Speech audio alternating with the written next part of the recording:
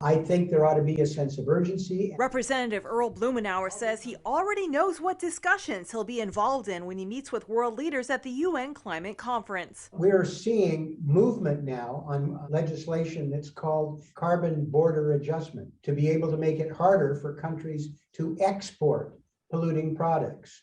He says it'll be important to learn together and move in tandem. I have legislation that would make it harder for illegally harvested timber land to produce commodities that end up on our grocery shelves. Senator Jeff Merkley, Governor Jay Inslee, and Governor Kate Brown are also attending. It helps demonstrate that we're in the game, that we're having Northwest solutions to Northwest problems, and there's probably no place in the United States that had more devastating climate impact than we had this last summer. While Blumenauer and others remain committed to that process, there are still other leaders in Congress who sidestep the question. We've had freezing periods in the 1970s. They said it was going to be a new cooling period. And now it gets warmer, it gets colder. That's called Mother Nature.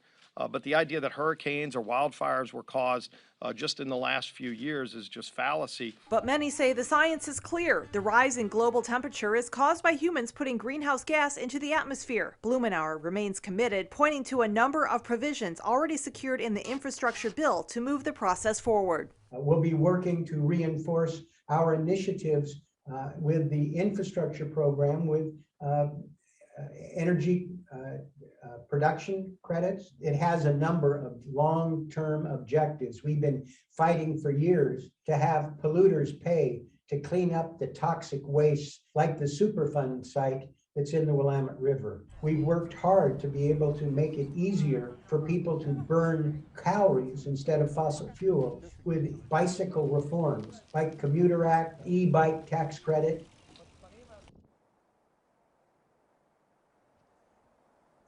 And so a lot of Oregon and Washington leaders heading to Scotland for that conference, and that will wrap up Friday, November 12th. Reporting live in Portland, Jennifer Dowling, KOIN 6 News.